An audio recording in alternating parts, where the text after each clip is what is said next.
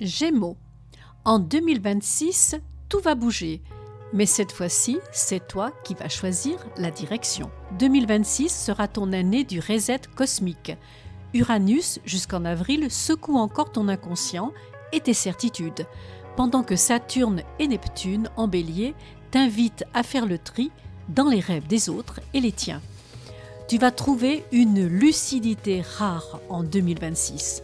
Toi qui es le bavard du zodiaque, tu vas devenir philosophe. C'est le moment où ton cerveau court vite, mais ton cœur commence à le rattraper. Côté professionnel, l'année 2026 sera une pépite mentale pour toi. Saturne structure ton sens de la communication. Neptune te pousse à donner du sens à ce que tu fais. Tu n'as jamais été aussi inspiré, à condition d'arrêter de t'éparpiller. Si tu es indépendant, l'année sera brillante pour enseigner, créer, coacher, écrire ou former. Uranus peut provoquer une idée de génie, un projet novateur qui sort du lot. Alors je peux te dire qu'une seule chose, fonce sans te retourner. Si tu es salarié, une reconnaissance intellectuelle arrive.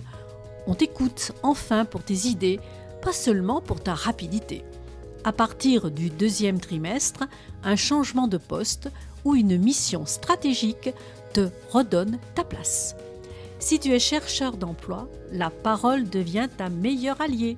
Entretien, candidature, négociation, le vent tourne en ta faveur à partir du mois d'avril.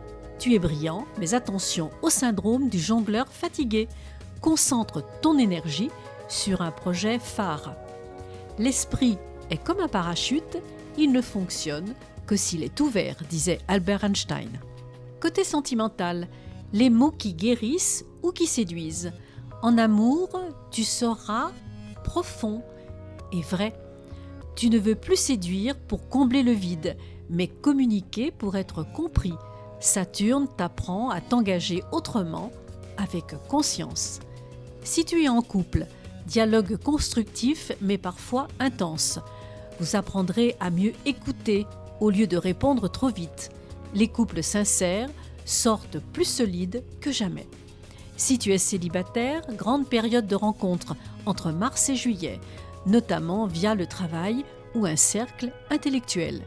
Une attirance mentale avant tout, et cette fois, ça peut durer.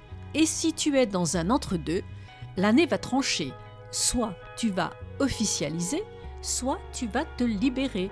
Il n'y aura pas de demi-mesure.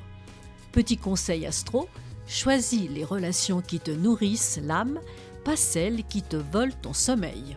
Côté famille et vie personnelle, tu vas simplifier ton entourage, ton logement et ton quotidien. Besoin d'air, de lumière, d'espace clair, autant dans ta maison que dans ta tête. Certaines amitiés s'éloigneront et d'autres reviendront de façon plus sincère. Ta parole devient plus apaisée avec les proches. Tu apprends à dire non sans te justifier. Le résultat, une sérénité inédite. Côté finances, l'année 2026 active ton pouvoir de manifestation matérielle. Tu peux gagner beaucoup si tu oses capitaliser sur ton savoir ou sur ton réseau. Mais attention, les dépenses par excitation sont le piège classique du Gémeaux sous Uranus. 2026 sera bonne pour rentabiliser une idée créative ou un talent intellectuel, investir dans la formation ou les outils de communication, revoir tes contrats ou assurances entre le mois de mai et août. À éviter les projets flous et les copains d'affaires sans structure claire. Ton intuition financière sera aiguisée. Si quelque chose te semble trop beau pour être vrai, ce sera probablement le cas. Côté énergie et santé, tu vibres haut, mais tu dors peu. Ton mental carbure à la caféine cosmique, ce qui fatigue ton système nerveux. Neptune adoucit ton stress, musique, écriture, marche, méditation légère, voilà tes antidotes. Ton corps réclame le silence que ton esprit refuse parfois. En 2026, adopte la respiration du compteur. Inspire avant de parler, expire avant d'agir. Tu gagneras en charisme et en paix intérieur. En résumé, 2026 va t'apprendre à parler moins pour dire plus. Tu vas créer, tu vas séduire et tu vas simplifier. Tes idées vont devenir ton or et ton humour retrouvera son éclat sans cynisme. Petit mantra pour 2026, je ne cours plus après les échos, je choisis mes mots.